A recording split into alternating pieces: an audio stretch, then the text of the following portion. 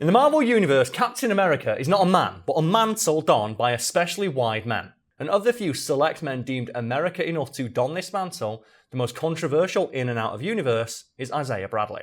A man who, despite in his own universe being sworn to secrecy to never talk about his exploits as Captain America, has his feats known by every single black person in Marvel canon. Like every single one.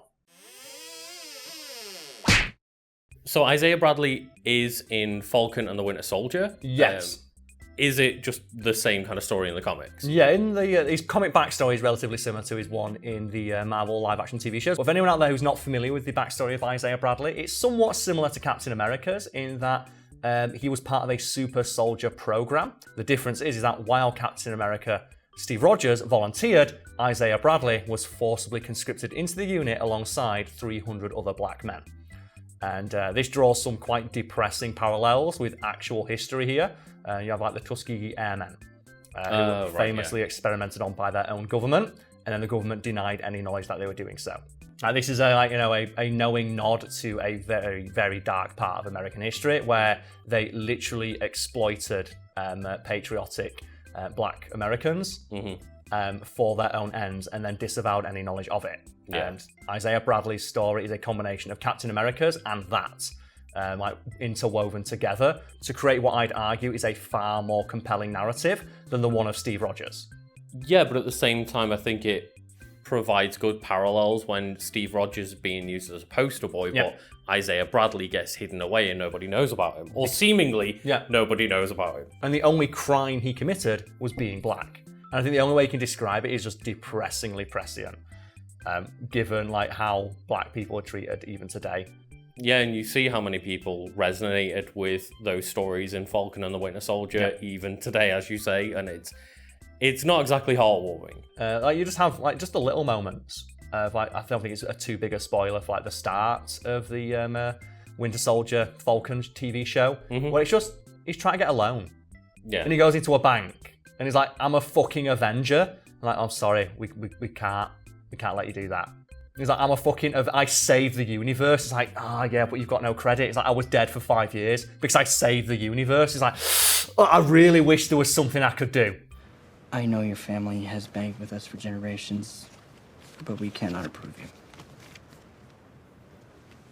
Yeah, and I've also seen breakdowns of that from black creators talking about how that's so just on point for how their life is. I can be as successful a person as can be, but I walk into a bank and they only see the colour of my skin. That's not what's directly happening in that scene, but it's definitely what it's supposed to be evoking. Even saving the universe, having a direct hand in the saving of 1 billion trillion lives is not enough for them to overlook that paperwork. No. And you can very easily read through the lines of those scenes, and then you have ones that are a bit more direct and obvious, like where he just goes into that neighbourhood and the police pull him over. Yeah. He goes, "Oh, sorry, we didn't realise who you were." Oh, God. I'm so sorry, Mr. Wilson. I didn't recognize you without the goggles. I'm really, really sorry about this. And you have moments like that in other TV shows. There's a great one in Brooklyn Nine-Nine. It's Terry Crews's character. He's picking a teddy bear off the street, and a police officer pulls him up. Black guy in a hoodie. And then he asks him later, and she's like, "You should have just said you were a cop." Because I shouldn't have to say I was a cop. But you shouldn't have treated me that way, whether I was a cop or not. What do you mean? I was just walking down the street. And all you can say about it is it fucking sucks. The closest I'm ever going to get to experiencing this is vicariously through a TV show that is framed as entertainment. This is people's actual lives and the shit they've got to deal on a day-to-day basis. And it's the only time I'm ever going to see it is when it's a man on TV I know is going to be okay. But bringing it back to Isaiah Bradley's backstory in the comics, it's fucking rough. Yeah. Because he is one of only a handful of those 300 aforementioned men to survive the procedure, because they haven't quite perfected recreating the super soldier serum that resulted in Steve Rogers. And of the 300 men, about a dozen survive, and of that dozen or so men, only a handful of them survive, and then Isaiah Bradley's the last one. Right. And the story is that the government do not like the idea of this failure being known, so they send him on a suicide mission to a Nazi death camp. But of course, he goes on that mission and then he comes out alive. Yes. So Like, where does that leave the story? Because he's meant to be dead. Yes, and the government doesn't really like the idea of like him walking around, so they trump up charges of treason because before the mission, he takes a copy of Captain America's uniform and an early version of his shield, and wears that while liberating the death camp from the Nazis.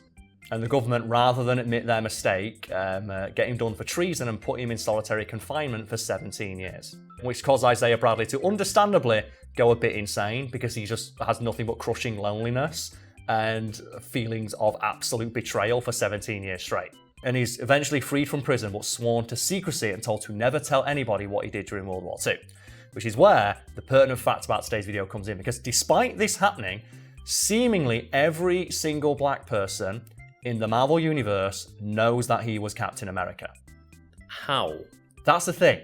They don't really say. They just say that everybody knows that he's Captain America, but they never really explain how they know. And they have a moment in one comic where Steve Rogers learns about his existence. And he's like, oh my God, there was another Captain America?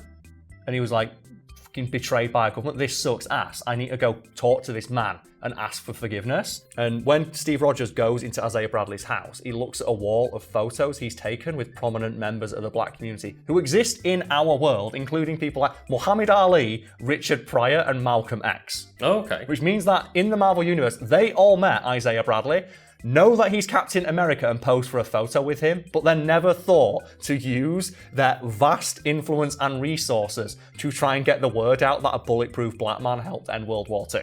But at the same time, if it's anything similar to the TV show, he doesn't want that story getting out. And that's fair enough, but you'd think at least one of the people who met him would be so pissed off by his story they'd do it anyway. It's like he meets, in the universe, Nelson Mandela. Yeah. And you think someone like Nelson Mandela might just mention while he's on stage one day, like, I met Black Captain America, which is how they refer to him officially in canon, and I don't like that. Which is like the fact that nobody bothers to mention it.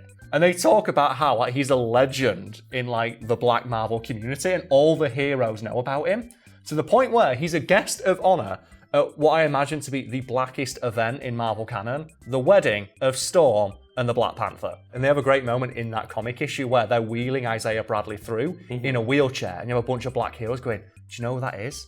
Oh my God, I can't believe they got him. And you have Wolverine going, who the fuck's that?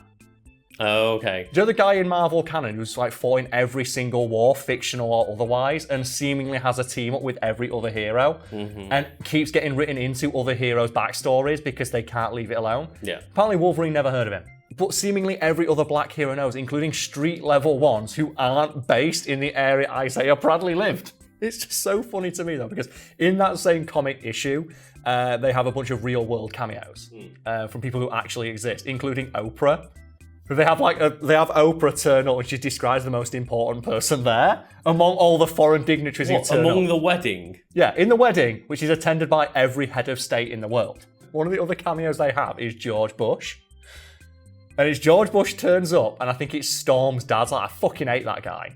George Bush is seen as, in universe, a controversial invite to that wedding, and Black Panther himself has to defend the decision by saying, oh, you know, he's a head of state, I couldn't really not invite him here. Do you know who turns up without any fanfare? Like, think of another controversial head of state within Marvel canon. Doctor Doom? Yes. Like, Doctor Doom turns up, and the thing is, Doctor Doom wasn't technically invited, but he wasn't invited because he was in hell at the time.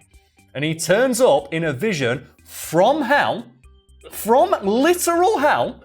There's a vision, wishes the Black Panther well on his wedding day. They have the panel of George Bush, and everyone's like, oh, I want to have invited him. Bit of a dickhead, isn't he? It's like, that guy from like verifies lasers from his fingers and like is literally in hell fist fighting the devil as the wedding's taking place. And everyone's like, yeah, get hyped, what to do? And Lucas, I'm not sure about you, but I found like Isaiah Bradley's scenes in the like Winter Soldier and the Falcon show like the best. Yes, I thought they were really well done and very affecting, and that's, you know, speaking as a white British person. Yeah, and I think we had someone ask us on one of the podcast episodes once, like, are you going to talk about the Winter Soldier TV show? And we both said, well, no. Like, there's probably going to be a shit ton of nerdy white dudes giving their opinion on this show, and we don't feel like our input's going to be like, you know, all that valuable. We invite you to go listen to a black creator instead and see what they thought about the show. Yeah, totally. Because like I'd be more interested to hear their perspective on it because I can only look at it as as an outsider. And what I saw is like quite harrowing, and I can only imagine like the actual true to life stuff that black people experience every day is way worse. There's nothing you can do but be like, I'm really sorry. Because all you can do is you just feel bad. It's like, like fuck, he sucks. Like even like fictional superhero black people still get shit for it. Yeah. Like even like the Falcon is getting shit from the police. Well, and from the public. Yeah. Yeah. After saving the universe. And I don't know how he walks around not saying, I fucking saved everyone in the universe. Also, Captain America chose me. Yeah. And I am really hoping that they bring Isaiah Bradley back because a theory that I have is that they're going to bring him back in some capacity to fight David Harbour. Because Joe, throughout like the Black Widow movie, they keep talking about David Harbour saying, I fought Captain America. You think it's Isaiah Bradley? I think Captain he fought America. Isaiah Bradley, during one of his secret missions. And everyone keeps saying, like, well, you didn't, because Captain America was on ice. Like, no, I fought Captain America. Mm-hmm. He never says which one. Yeah, true. So I'm hoping that they have, like, a Red Guardian cameo in whatever TV show's next, where he kicks the fuck out of Captain America. And, like, Isaiah Bradley's like, nah. Yeah. I want to see a knockdown, drag-out brawl between those two megs. I want to just see Isaiah Bradley beat up the literal physical manifestation of communism. So I think, we need that. Maybe. Like, we need just like that. 'Cause that actor who plays him, like, he's so angry. Mm-hmm. Like, you can feel how angry he is in those scenes. And I was like, genuinely like, is he gonna just fucking lamp Anthony Mackie in this scene? So I thought he was gonna square up and knock him out. Fantastic show. I'd invite people to watch it. Yeah, definitely. And please don't scroll down to the comments unless you want to see the same weird dudes we've mentioned several times yelling about how woke it is. And for those people, I was going to say, black people exist and they want their stories to be told too. Hell yeah. It's that simple, isn't it? It's all it is. So every time like, people try and like have like this argument with us, it's like, other people exist. Yeah, other people exist and they'd like to see stories that reflect their experiences. Mm-hmm. It's that simple. Not everything created is made with you in mind, and that's okay. Yeah. Some things are made for other people.